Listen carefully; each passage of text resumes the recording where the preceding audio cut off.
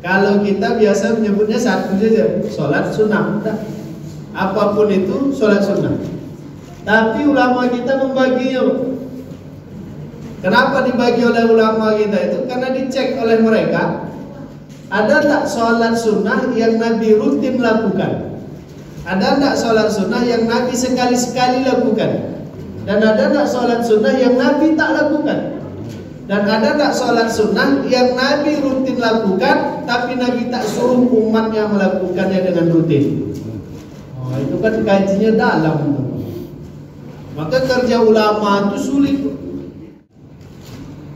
Sholat sebelum eksekusi mati. Ada hukum-hukum mati itu, Pak. Lalu ada yang sholat. Siapa nama sahabat yang sholat itu, yang dihukum mati oleh kaum musyrikin? Sebelum dia dihukum mati oleh orang-orang kufar itu, dia minta waktu sebentar, dia sholat 2 rakaat. Itulah sholat nafilah, salah satu contohnya. Siapa nama sahabat itu? Khubayb bin Ali. Bismillahirrahmanirrahim. Mari kita buka acara kita ini dengan bacakan bismillah. Kepada Ustaz Yahya Arifillah kami persilakan. Bapak Ibu yang dirahmati Allah, kita lanjut kaji dan mengulang kaji sedikit tentang bab salat tatawwu, ya, tentang salat sunnah. Masih ingat pembagiannya Bapak Ibu? Tak diingat pun sebenarnya tidak apa-apa. Ini untuk istilah-istilahnya saja. Ada salat sunnah itu disebut dengan salat sunnah nafilah. Yang kedua, ada sholat sunnah itu disebut dengan sholat sunnah saja. Sholat sunnah, katanya ada sambungannya. Yang pertama tadi sholat sunnah nafilah. Yang kedua ini sholat sunnah, itu saja. Yang ketiga ada namanya sholat sunnah mustahab. Ternyata sholat sunnah itu pun pembagiannya banyak. Kalau kita biasa menyebutnya satu saja, sholat sunnah. Apapun itu sholat sunnah. Tapi ulama kita membaginya. Kenapa dibagi oleh ulama kita itu? Karena dicek oleh mereka, ada tak sholat sunnah yang Nabi rutin lakukan? Ada tak sholat sunnah yang Nabi sekali-sekali lakukan? Dan ada tak sholat sunnah yang Nabi tak lakukan?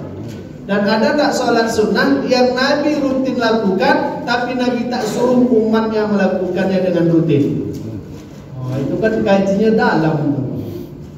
Maka kerja ulama itu sulit, tak mudah. Terus ada pula yang komen, Pak Ustadz yang bikin ribut itu ulama itu.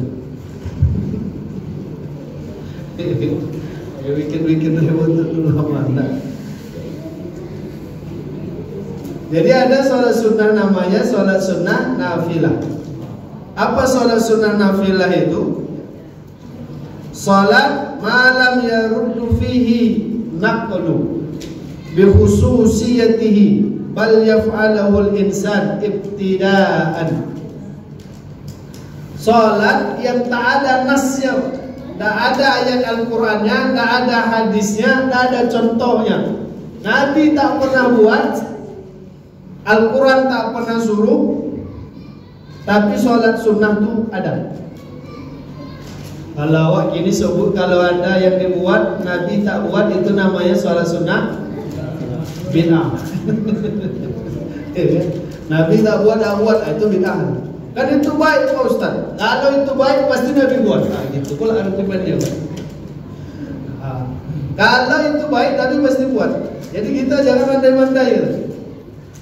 Jadi kan kajinya tak sesederhana itu. Karena bagaimanapun Nabi itu adalah manusia. Taklah semua amal manusia itu merangkup dalam kesehariannya. Contoh yang kemarin dulu pernah kita praktekkan itu doa iktidal kan. Nabi baca doa i'tidal itu. Sami Allahu liman hamidah. Apa yang dibaca Nabi? Rabbana walakal hamd. Satu. Allahumma rabbana lakal hamd. Dua. Rabbana lakal hamd. Tak ada wahnya. Tiga. Tapi kalau kita baca Bapak Ibu, ternyata ada juga Rabbana lakal hamdu hamdan katsiran thayyiban mubarakan fihi. Ada ibu baca doa itu? Ada? Tidak ada bu? Tidak ada. Mana? Ternyata doa itu Nabi tak pernah baca. Siapa yang baca itu sahabat? Tapi Nabi kagum dengan doa. Lalu Nabi mengatakan, Ra'aitu bid'ain, aku melihat berkelompok-kelompok malaikat merebut itu Pak. Walam a'lam ayyuhum akhadal awwal. Tetapi aku tak tahu siapa yang dapat duluan. Jadi malaikat itu berebut ngambil doa. Cuma Nabi tak tahu malaikat apa yang dapat duluan. Kalau sempat malaikat maut,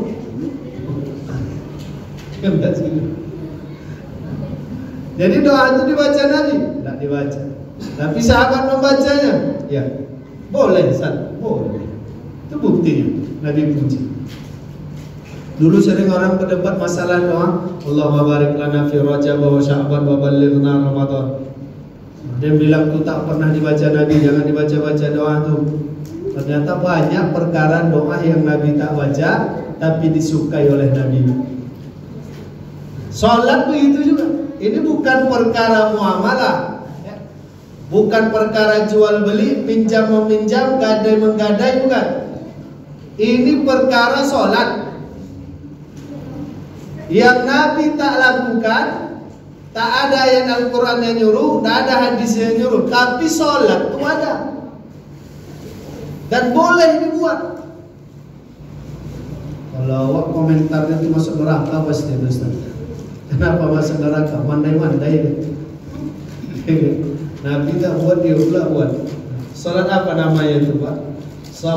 Sholat qabalal kitab.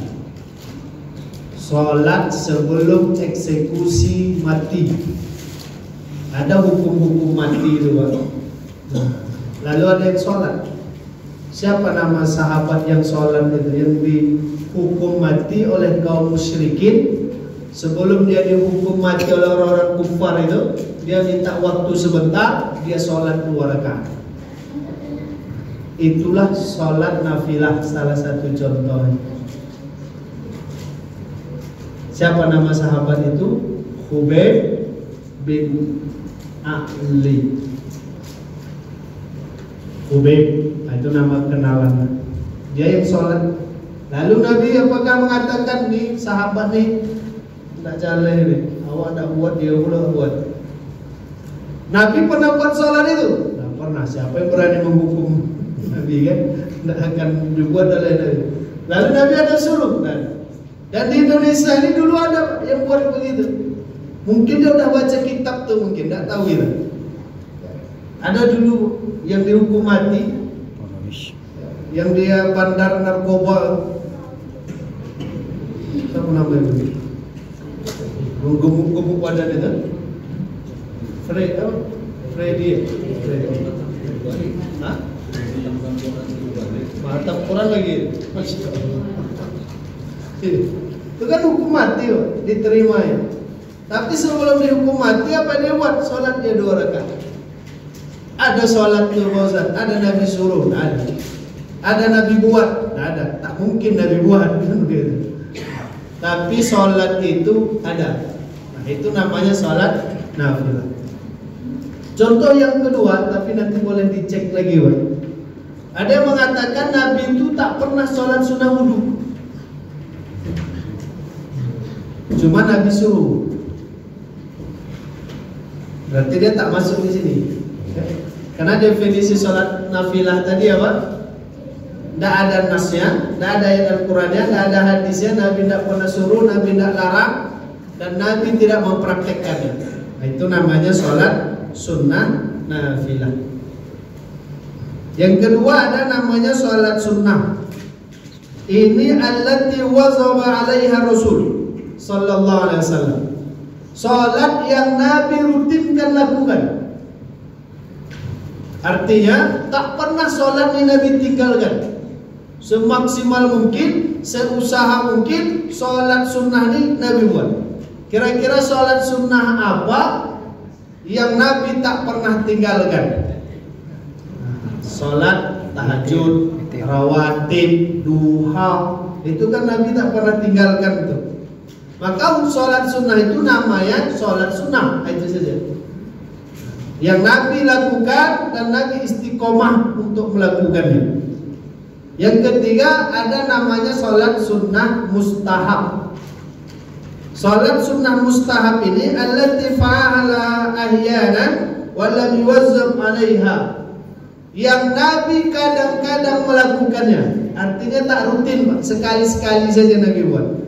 Dan Nabi tidak ada mengharuskannya ataupun menyuruh sahabat itu untuk rutin melakukannya. Jadi ada sholat sunnah yang Nabi sekali-sekali buat.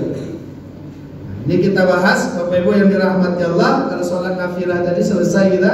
Kenapa? Contohnya itu saja. Sholat sunnah sebelum hukuman mati. Nah, yang kedua Bapak Ibu yang dirahmati Allah, sholat sunnah. Sholat sunnah yang kita bahas hari ini adalah sholat sunnah rawatib. Sholat sunnah rawatib itu minimal 10, maksimal 18. 10 ini sunnah muakkad semuanya. Lebih dari 10 ada yang muakkad, ada yang tidak.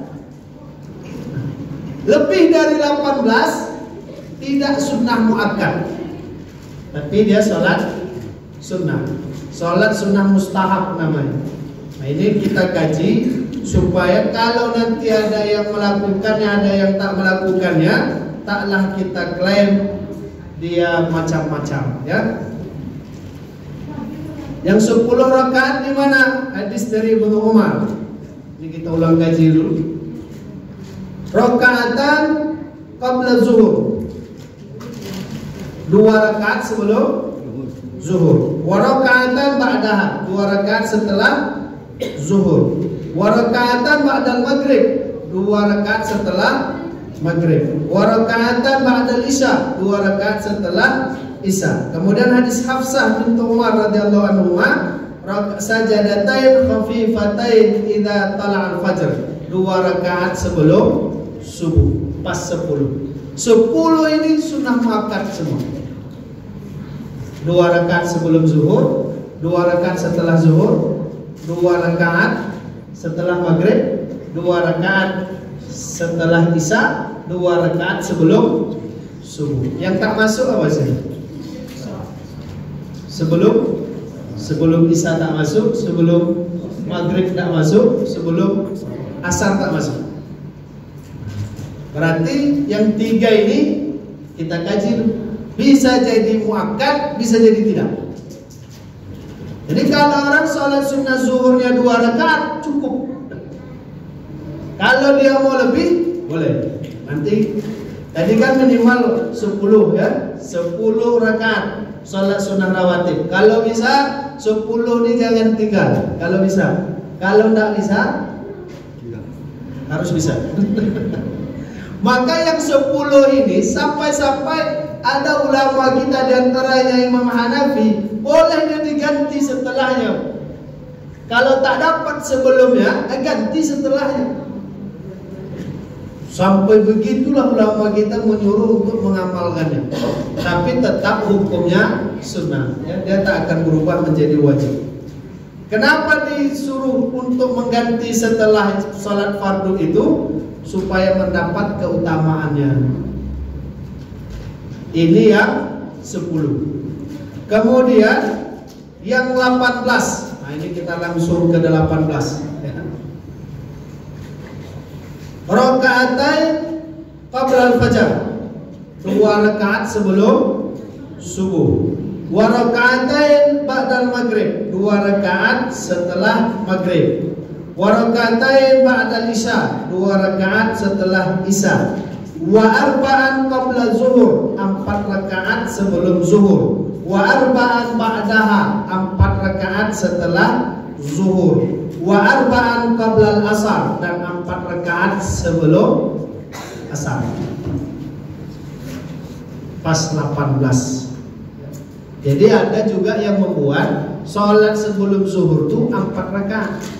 Tapi pasangannya Bapak Ibu, kalau 4 rakaat sebelum zuhur, 4 rakaat juga lah setelah zuhur. Itu pasangannya ya. Jadi kalau 4 rakaat sebelum zuhur, 2 rakaat setelah zuhur, boleh tak Pak Ustaz? Boleh tentu. Berarti kurang dari 18.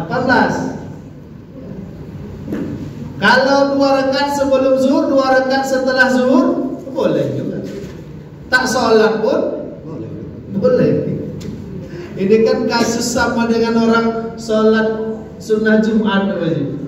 Khatib berkhutbah, khatib belum khutbah, azan berkumandang. Azan berkumandang, masuklah orang. Ada yang tegak aja nunggu azan, tunggunya azan selesai. Ada yang langsung sholat. Allahu Akbar. Kedua orang nih selesai sholat Jumat ribut. Tadi kenapa langsung sholat? Azan berkumandang, tunggulah azan selesai. Apa jawab yang sholatnya tadi? Awak yang salah, awak aku yang salah tadi. Mana lebih utama, dengar azan atau dengar khutbah tadi? Maka kalau khutbah Jumat, kita masuk masjid langsung sholat, tak ada setelah azan. Kata kawan nih, itu namanya suul adab. Tak beradab. Kenapa tak beradab? Azan berkumandang awal sholat, tak menjawab azan. Kata yang sholatnya tadi, engkau tuh yang tak beradab. Ribut dia. Datang orang ketiga tadi. Nah, kenapa kalian ribut-ribut? Ini tadi sholat waktu azan, ini dia waktu azan tak sholat. Ribut-ribut, ditanya lah Pak. Oh kalau saya tadi masuk masjid langsung duduk. Iya pulang. Yang masuk masjid langsung duduk, tidak ada diributkan Pak. Tapi yang sholat tadi berantem orang tua, itulah kadang. Beribadah itu jadi masalah, itu dia. Padahal kalau dia langsung duduk juga tidak ada masalah. Tapi Nabi kan ada suruh Pak Ustaz dalam hadis yang kami baca. Ketika Nabi berkhutbah, ada sahabat datang langsung sholat, lalu Nabi suruh sholat 2 rakaat. Berarti kan itu harus dibuat. Betul, tapi hukumnya tetap sunnah. Tidak bisa naik dia menjadi wajib. Jadi orang yang sholat zuhurnya 2 rakaat cukup bagi dia. Orang yang sholat zuhurnya 4 rakaat boleh, tidak ada masalah. Bahkan ada hadisnya, Rasulullah SAW menyampaikan, man hafaza ala 4 rakaatin qabla zuhur wa 4 ba'daha hurima 'anil nar. Yang menjaga 4 rakaat sebelum zuhur, 4 rakaat setelah zuhur, haram baginya neraka. Berarti orang yang menjaga sholat sunnah sebelum zuhur 4 rakaat tak masuk neraka Pak Ustaz? Tak masuk. Kalau gitu kami amalkan sama. Kalau tak sholat zuhur kan apa-apa tadi.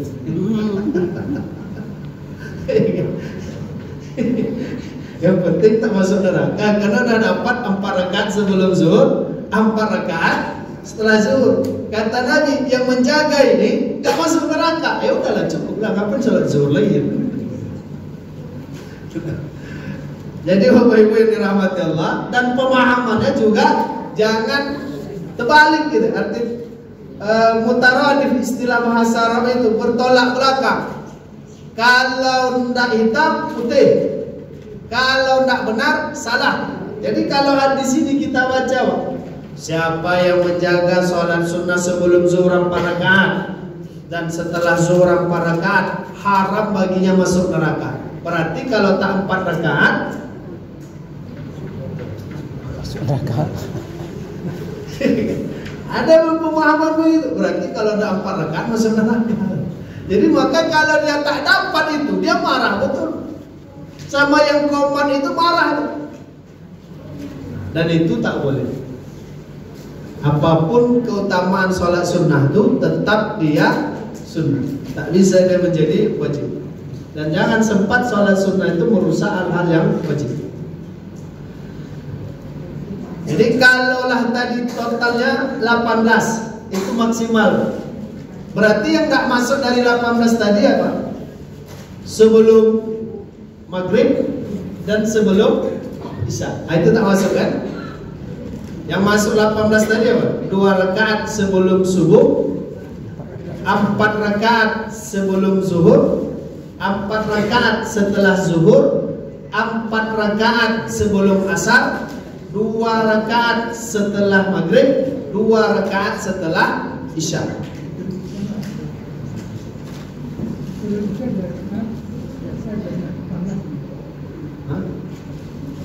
Sebelum isya belum masuk ini. Belum. Dia 18 ya? Nah, yang 18. Tolong ya. 2 rakaat sebelum subuh, 4 rakaat sebelum zuhur, 4 rakaat setelah zuhur, 4 rakaat sebelum asar, 2 rakaat setelah maghrib, 2 rakaat setelah isya. Pas. Mungkin pada saat asar. Ya, 4 rakaat sebelum asar. Jadi sebelum asar itu ada yang 4 rakaat. Itu yang masuk ke 18. Ya, kita yang ini kategori 18 ya. Nanti kalau saya salah itu agak diingatkan ya Bu, karena mau dekat-dekat pemilu ini agak rawan.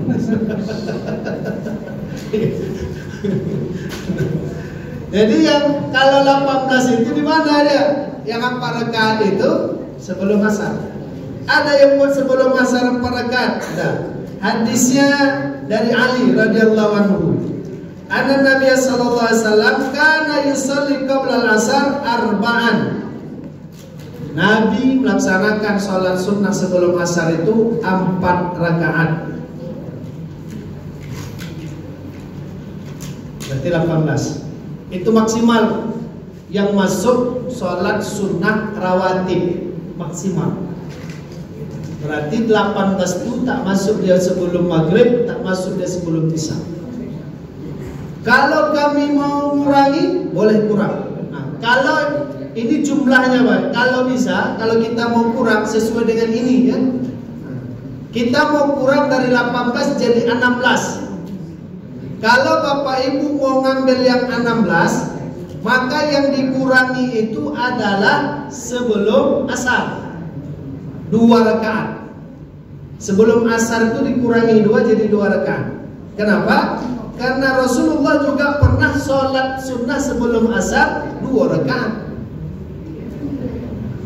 Berarti kalau 16, yang sebelum asarnya yang dikurangi.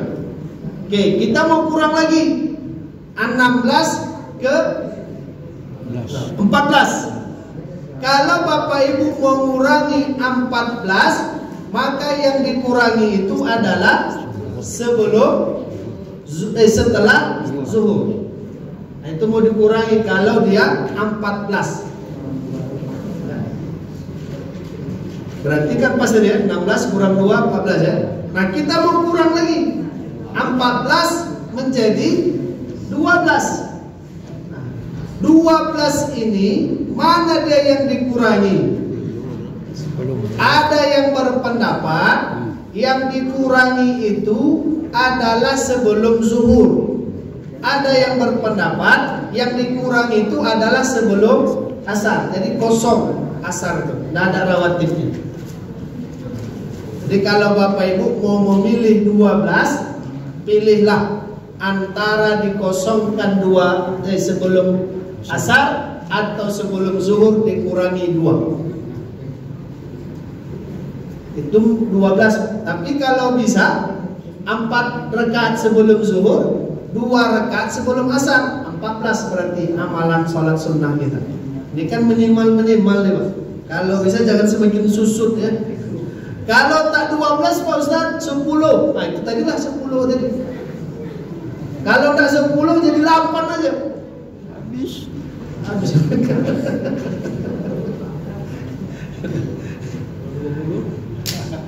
Nah, kalau 20 itulah ulama kita yang membagi antara dia masuk rawatib yang sunnah muakkad atau tidak. Nah, Bapak Ibu yang dirahmati Allah, lalu bagaimana nasib sholat sunnah? Nasib ya. Bagaimana kedudukan sholat sunnah sebelum maghrib? Itu ya, janganlah nasib. Sholat sunnah sebelum maghrib dengan sholat sunnah sebelum isya. Ini kalau digabung Pak, berarti totalnya semua 22.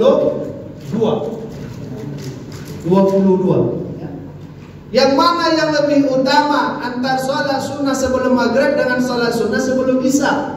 Makomnya sama, kedudukannya sama. Terus mana yang paling banyak sahabat melakukan? Maghrib. Jadi isya itu ranking terakhir, nah itulah bahasanya. Kalau 20 berarti ambillah sebelum maghrib. Mana hadisnya tentang sholat sunnah sebelum maghrib dengan sholat sunnah sebelum isya nih? Bapak Ibu yang dirahmati Allah, sholat sunnah sebelum maghrib ini pernah sahabat lakukan dan banyak sahabat melakukannya. Kunna nusolli ala ahdi Rasulillah sallallahu alaihi wasallam, dari Anas radhiyallahu anhu. Aku melihat sahabat ramai-ramai melaksanakan sholat. Kemudian kami sholat bersama dengan sahabat yang lain di masa dan ketika Rasulullah masih hidup. Apa yang mereka lakukan? Rakaatain ba'da ghurubi syams qabla al-maghrib. 2 rakaat setelah matahari terbenam sebelum maghrib. Tapi namanya tetap qobliyah maghrib ya. Namanya tak usah diganti. Tetap qobliyah maghrib. Cuma hukumnya tak sama dengan sholat qobliyah zuhur. Fakultu, lalu aku bertanya, akanan Nabi sallallahu alaihi wasallam shallaha, apakah Nabi melaksanakan sholat itu? Sahabat menjawab, kana yarana nusalliha walam ya'muruna walam yanhana. Hadis riwayat Imam Muslim. Tak dijawab apakah Nabi melakukan sholat itu atau tidak, tak dijawab oleh sahabat. Tapi kata sahabat, Nabi menengok kami sholat. Dan Nabi tak ada suruh, Nabi tak ada larang. Itulah status hukum sholat sebelum maghrib. Sahabat sholat. Nabi melakukannya, tak dijawab oleh sahabat. Tapi Nabi nampak Nabi lakukan, kata sahabat. Dan Nabi tidak menyuruh kami dan tidak melarang kami. Berarti kita kembali ke hukum. Sesuatu yang Nabi tak suruh, Nabi tak larang, apa hukumnya? Mubah. Kalau disuruh, kalau tak wajib, sunnah. Kalau dilarang, kalau tak makruh, haram. Nabi tak suruh, Nabi tak larang, berarti mubah. Ada yang sholat Pak Ustaz, silakan. Ada yang tak sholat, silakan. Mana yang lebih baik? Sama.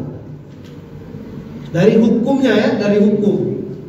Ini kan dari hukum. Kalau dari perbuatan, ya, setiap dia menyebut bacaan Al-Quran kan ada pahalanya. Itu dari perbuatan. Tapi dari segi hukum sama. Jadi kalau Bapak Ibu kita masuk di masjid berdua, bertiga, berempat masuk bilang. Habis itu kita sholat, kawan kita yang lain nggak sholat, biarin aja. Arti biarin aja itu tidak ada prasangka dalam diri kita. Malah besok. Waktu qomat ada 4 menit lagi. Dia masuk masjid, tapi tak sholat, dia tegak-tegak aja. Awak sholat, tak ada masalah. Jangan ketika ruku masih nengok dia lagi. Nah, kan belum sholat dia. Sami Allah liman hamidah, tengok lagi. Ya Allah, tak sholat juga. Pas sujud terintip juga lagi. Ya Allah, tak sholat. Akhirnya sholat awak heboh menengok dia. Nah, itu jadi masalah. Jadi kalau kita sholat silakan, dia tak sholat, ya silakan, tak ada masalah. Kenapa? Nabi tak ada suruh, Nabi tak ada larang. Maka kalau orang ada dia memaksakan dirinya untuk sholat sunnah sebelum maghrib, gara-gara itu dia tak mau sholat di masjid itu, dia pindah masjid. Dapat dia memang, tapi sampai di situ sholat maghrib pun siap. Bukan ketinggalan sholat sunnah, sholat maghrib pun sudah selesai. Itu sholat sunnah sebelum maghrib. Jadi kalau kita buat ada interval waktunya, ada jedahnya setelah adzan sebelum iqamah, kita buat 3 menit, 5 menit, ya boleh. Kita boleh larang tak? Tak boleh. Tapi kalau ada masjid yang begitu adzan langsung iqamah, kita tak boleh juga berkata dalam hati, lah masjid ini langsung komat pula deh. Ada jeda-jedanya. Memang untuk sholat sunnah maghrib itu hukumnya begitu. Nabi tak ada suruh, Nabi tak ada larang. Ada yang mengatakan itu sholat mutlak, di mana terbatas. Kemudian bacaan itu dengan bacaan yang singkat atau ayat yang singkat. Itu ada juga yang mengatakan seperti itu cepat apa itu bacaan. Mutlak, sholat mutlak. Kalau disebut sholat mutlak boleh juga. Tapi kalau di kitab ini disebutkan istihbab rakaatain qabla al-maghrib. Istihbab tadi sholat sunnah yang mustahab ya. Mustahab sholat sunnah dilakukan sebelum maghrib. Jadi sholat sunnah apa tuh? Sholat sunnah sebelum maghrib. Namanya apa? Qabliyah. Terus ada yang menamakan mutlak. Ya boleh. Dia tidak berniat qobliyah maghrib, tak ada masalah, karena memang untuk status qobliyah maghrib ini tak sama dengan qobliyah asar tadi. Dia tak ngambil qobliyah, yang penting dia sholat sunnah 2 rakaat aja lah, sah, tak boleh disalahkan. Kenapa? Karena untuk qobliyah maghrib Nabi tak ada suruh, Nabi tak ada larang. Dia mau datangkan sholat yang lain, mutlak misalkan, boleh. Oh dia sholat sebelum maghrib tuh Pak Ustaz tahiyatul masjidnya dia tuh, silakan. Dia masuk sebelum maghrib tuh ada waktu 3 menit, bukan qobliyah maghrib dia buat, sholat sunnah wudu dia, silakan. Dia mau qobliyah maghrib, itu yang ada di kitabnya. Tapi kalau dia tak niatkan qobliyah maghrib, dia niatkan tahiyatul masjid, boleh. Cuma nanti kajinya Bapak Ibu yang dirahmati Allah, kalau bisa dapat banyak, kenapa harus dapat 1? Kan begitu ya? Artinya dapat banyak itu apa? Masuk kita ke masjid nih, kan ada 3 sholat misalkan, sunnah wudu ada, tahiyatul masjid ada, qobliyah maghrib ada. Lalu apa yang mau dibuat? Misalkan kalau kita buat qobliyah maghrib, dapat tahiyatul masjid, dapat wudu, 3 dalam 1 ibadah, kan sedap. Kalau kita mau pilih di antara ya, boleh juga. Kami mau pilih tahiyatul masjid aja Pak Ustaz. Ada yang salah. Nah, terus bacaannya bagaimana? Bapak Ibu yang dirahmati Allah, Rasulullah itu dalam hadisnya sajadatain khafifatain. Itu banyak dalam hadis-hadis. Untuk sholat sunnah yang rawatib ya, yang rawatib sholat sunnah Nabi itu 2 rakaat yang ringan. Sholat sunnah rawatib Nabi. Kenapa? Karena Nabi habis rawatib dia langsung jadi imam masjid. Kalau sempat sunnah rawatib Nabi 2 juz, yang di masjid ini menunggu memang, tapi heboh ada mengintip kan? Oh belum lagi. Oh belum.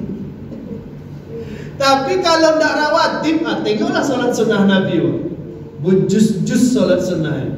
Tapi kalau rawatib, khafifatain, ringan saja. Untuk semua sholat sunnah, Bapak Ibu, ringankan saja. Kalau ada jeda waktunya, kalau di sebelum zuhur tadi, boleh tambah 2 rakaat jadi 4 ya. Ringankan saja supaya dapat 4 rakaat. Kalau tidak, isi saja dengan doa. Kenapa? Karena hadis Nabi katakan, doa Imam Tirmidzi, Imam Hakim, doa antara adzan dan iqamah da'watul la turad, doa yang tak ditolak. Ada waktu 3 menit lagi. Apa yang mau dipilih? Nambah sholat sunnah atau doa? Silakan yang mana Bapak Ibu mau pilih, boleh. Kami mau pilih doa lah Ustaz. Silakan. Ya Allah, mudahkan urusan. Jadikan suami-suami yang takut sama saya. Mustajab, balik-balik nunduk aja lagi. Ustaz, masalah ringan tadi Ustaz, bisa nggak tanpa ayat? Tanpa ayat. Al-Fatihah. Oh, Al-Fatihah saja. Bisa. Kalau tanpa ayat itu namanya ringan betul. Bisa. Nggak baca doa sujud, doa rukuk, nggak bisa juga. Kalau misalnya dulu kan apa? Sementara waktu iqomahnya kan dia hanya bisa takbir. Kan nggak terkejar kalau kita baca ayat, baca surah. Bisa surah ya. Jadi kita potong saya Al-Fatihah langsung rukuk. Nah, Bapak Ibu yang dirahmati Allah, ketika dia hukumnya sunnah dan hukumnya wajib, maka dipakai untuk apapun tetap statusnya sama. Al-Fatihah misalkan, Al-Fatihah kan sunnah wajib. Di sholat apapun kita buat, Al-Fatihah tetap harus dibaca. Surah itu sunnah. Di sholat apapun kita buat, tetap sunnah membaca surah. Jadi kalau sholat rawatib kita baca Al-Fatihah, sah sudah sholatnya. Kita tinggalkan surahnya, makruh jadi sholat sunnah. Karena setiap sholat sunnah yang dibuat atau sholat wajib yang tidak dibacakan surah, sholat itu makruh. Jadi antara tanda-tanda sholat yang makruh itu adalah meninggalkan sunnah dalam sholat, yaitu baca surah. Jadi kalau rawatib kami tak baca surah, sah. Tapi sholat sunnah ya makruh. Tapi cukup lah juga. Jadilah kan itu. Karena ngejar target tadi kan, ngejar tayang. Tapi itu cukup. Nah, pilih aja surah yang pendek. Inna a'tainakal kautsar, qul huwallahu ahad.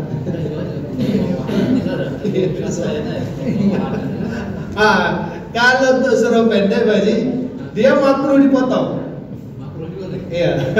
Kalau surah pendek dia makruh dipotong. Wadduha misalkan, awak bagi dua wadduha itu tak boleh, makruh.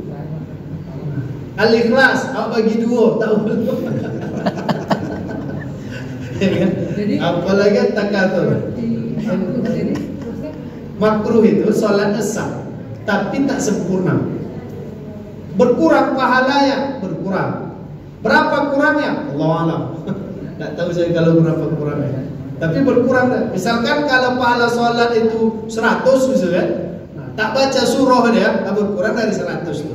Habis itu tertidur pula dia ngantuk, berkurang lagi. Habis itu lupa pula dia lagi baca, kurang lagi. Makruh itu artinya sholatnya tetap sah, hanya berkurang, nilainya berkurang. Tapi berapa kurangnya Allah alam. Bisa jadi berkurang di sini, lebih di sini, bisa jadi kan. Yang jelas ketika kita meninggalkan hal-hal yang dianjurkan untuk dibaca, tapi kita tak bacanya, itu makruh. Termasuk doa iftitah juga. Itu kan ada juga tak terbaca juga sudah. Kalau doa iftitah dia tak sama hukumnya dengan sholat dengan surah. Jadi hukum ini memang berlapis-lapis juga dia. Sama dengan sholat sunnah tadi. Kalau kita menengok ya, sholat sunnah wudu kan sholat sunnah, sholat sunnah sebelum maghrib kan sholat sunnah, sholat sunnah sebelum zuhur kan sholat sunnah. Kita namakan saja semuanya menjadi sholat sunnah.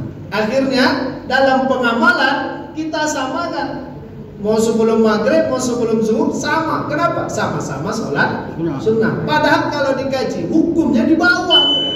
Memang sholat sunnah hukumnya di bawah. Kalau iftitah bagaimana? Lanjut aja.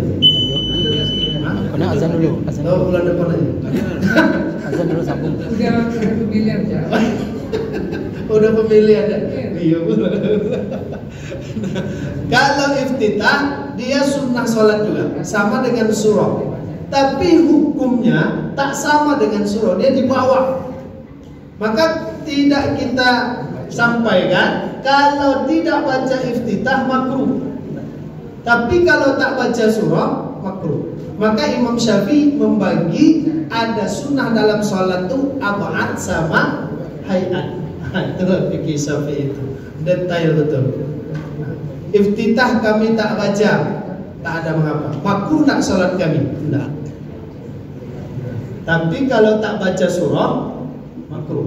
Tapi Ustaz, sedikit Ustaz, masalah kita ini kan ada terbagi tiga. Kita bagi aja kalau orang bagi orang udah habis itu kan satu kan. Ya, jenis bacaannya. Kan Ya. habis kan banyak kali.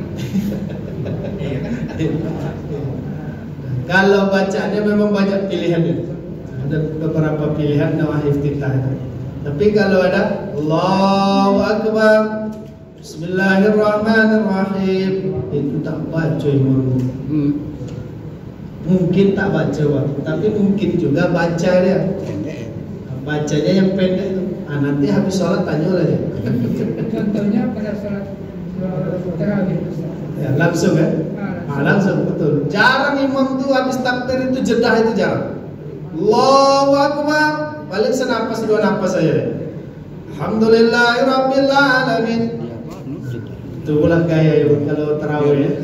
Jadi Tak masalah. Iftitah itu tak sama dengan surah. Takbir dia berhenti. Kalau surah dia tak baca, makruh. Kalau iftitah tak. Waktu terawih. Oh ya. Walaupun sama-sama Pertama ya, rakaat pertama sunnah. aja. berarti sama nilai. Sama tetap. Iya, ada pendek. Tak berkurang. Paling agak-agak sumbing sedikit. Kan iftitah tuh buat sholat wajib aja, sunat tidak ya? Semua. Cuma kalau tak dibaca nggak apa-apa. Tak dibaca iftitah tak apa baca. Tapi kalau dibaca lebih banyak lagi. Tapi kalau tak baca surah itu yang tak sempurna tadi. Jadi kalau mau cepat tadi iftitah itu boleh dan ditinggalkan. Tapi surah jangan. Ambil aja surah yang pendek. Dan kalau surah pendek jangan dibagi lagi. Surah pendek itu dia tak boleh dibagi. Dia utuh satu surah. Tapi kalau surahnya panjang, Yasin, Ar-Rahman, Al-Mulk, Al-Buruj, Al-Naba, itu boleh itu. Bagi berapa pun boleh. Tapi kalau yang pendek dia tak boleh dibagi. Al-Kausar itu bagi 3 boleh. Salat sunnah sebelum Isya, salat sunnah sebelum Isya itu kata Nabi lima yasha. Siapa yang hendak? Itu kata Nabi. Yang hendak, yang mau salat. Itu yang Nabi bilang. Berarti kalau ada yang sholat sunnah sebelum Isya boleh, tidak juga Boleh. tak ada masalah. Misalkan jangan nanti ini kasus saya sampaikan sedikit ya, kan 12 menit. Jangan sempat nanti di suatu malam, insya kalau di sini tak terjadi, di tempat-tempat yang lain atau Bapak Ibu berada di tempat yang lain, ada ustadz ngisi pengajian, entah di malam Ramadan nanti, entah di malam biasa. Asal udah berbunyi jam Isya itu udah mulai tak tenang gitu.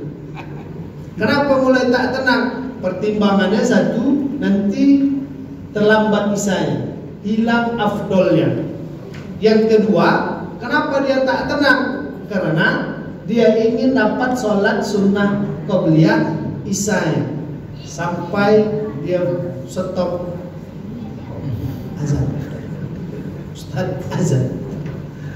Jawabannya untuk qobliyah Isya itu boleh ya, boleh tidak.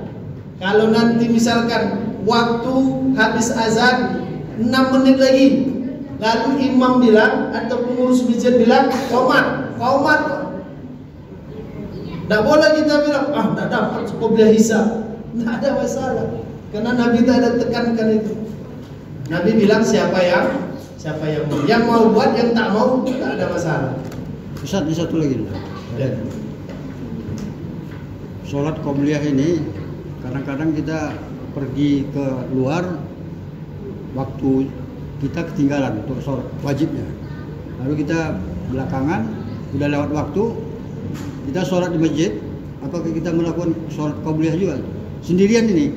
Udah lewat waktu zuhur. Udah misalkan. habis, ada orang udah sholat kemarin. Kita terlambat. Tapi waktu zuhur masih ada.